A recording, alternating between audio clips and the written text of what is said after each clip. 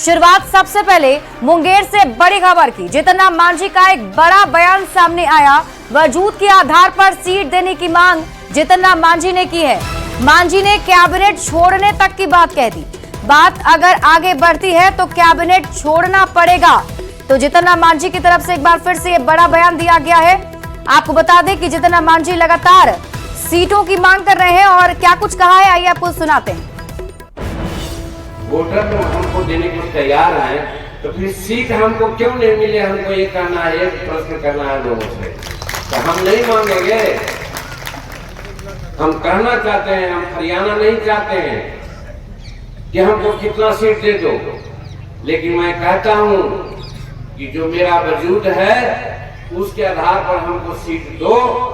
तो सीट हमको कोई फायदा नहीं है, हम आपके फायदा के लिए मांग रहे हैं। आपके फायदा के लिए बात हमारे आगे बढ़ती है।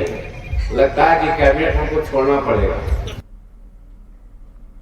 न्यूज 18 संवाददाता संजय कुमार अधिक जानकारी के साथ जुड़ गए। संजय, बड़ा बयान जीतन राम मांझी का। पहले तो सीटों की डिमांड कर रहे थे और अब तो कह रहे हैं कि अगर ऐसा मौका आता है तो कैबिनेट तक छोड़ने को तैयार हैं। देखिए, निश्चित तौर पर जीतन राम मांझी आज मुंगेर में थे और भुइया मुसहर सम्मेलन इन दिनों पार्टी की तरफ से आयोजित किया जा रहा है। जहानाबाद में भी आयोजित हुआ, गया में भी आयोजित हुआ और आज मुंगेर में उनकी सभा थी। और मांझी ने यहाँ पर खुले मन से कहा कि झारखंड में विधानसभा चुनाव हुआ तो हमारी पार्टी को कोई सीट नहीं दी गई, दिल्ली में भी चुनाव हुआ तो वहां भी हमारी पार्टी को कोई सीट नहीं दी गई।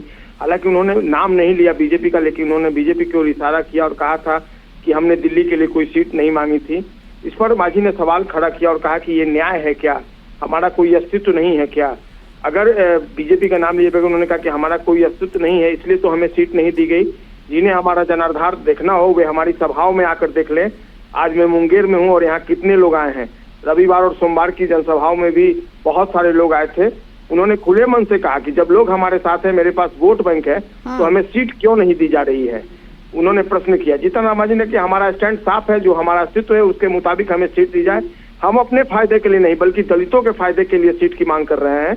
उन्होंने बात आगे बढ़ाई और कहा कि मुझे अगर ऐसे हालात रहे तो मोदी कैबिनेट छोड़ना पड़ेगा। तो जीतन राम मांझी ने एक बड़ा बयान दे दिया है। हालांकि आपको मैं बता दूं कि जीतन राम मांझी ने रविवार और सोमवार को भी इस तरह के बयान दिए थे और उनके पुत्र जो हैं, जो बिहार सरकार में इसी से जुड़ा सवाल संजय, सवाल यही है कि कंफ्यूजन है क्या? उधर जीतन राम मांझी खुलेआम कह रहे हैं कि अगर नहीं मिलती है सीट मन मुताबिक तो हम कैबिनेट तक छोड़ देंगे। इधर संतोष सुमन कह रहे हैं कि मीडिया में तोड़ मरोड़ कर ये बयान चलाया जा रहा है। देखिए, निश्चित तौर पर जीतन राम मांझी ने जिस तरीके से ये बयान दिया है उससे ये साफ है कि वे अपने सरकार पर प्रेशर बनाने के लिए इस तरह की बातें कह रहे हैं। हालांकि जब कल न्यूज 18 की टीम ने संतोष सुमन से बात की तो उन्होंने कहा कि जो उनकी बातें हैं इनको मीडिया में गलत ढंग से रखा जा रहा है, लेकिन जो बातें हैं वो स्पष्ट हैं। कहीं ना कहीं देखिए, जो राजनीतिक विश्लेषक हैं वो मानते हैं कि जिस तरीके से चिराग पासवान को तवज्जो अधिक दी जा रही है उससे अंदर खेमे में बेचैनी है। हम में खासकर जीतन राम मांझी जो नेता हैं वो इससे ज्यादा नाराज चल रहे हैं और यही कारण है कि उन्होंने प्रेशर पॉलिटिक्स को फिलहाल अपना लिया और इस तरीके से वो एनडीए पर अपना दबाव बनाना चाहते हैं। हालांकि इस दबाव का कितना असर होगा ये फिलहाल कहना प्रीमेच्योर होगा। उनके खुद के पुत्र जो है अपने पिता के बयानों को कल उन्होंने साफ तौर पर इंकार किया कि उन्होंने कुछ ऐसा नहीं कहा है कि एनडीए इंटैक्ट है, एक साथ है और हम लोग एक साथ ही मिलकर 2025 का विधानसभा चुनाव लड़ेंगे। तो मांझी जो बयान दे रहे हैं उनका विरोध उनकी ही पार्टी में है, उसी को काटने में उनके पुत्र लगे हैं। तो इस तरह के बयान का क्या मतलब है ये समझ से परे है। ठीक है संजय, आप इस खबर पर नजर बनाए रखिए। शुक्रिया इस अपडेट के लिए।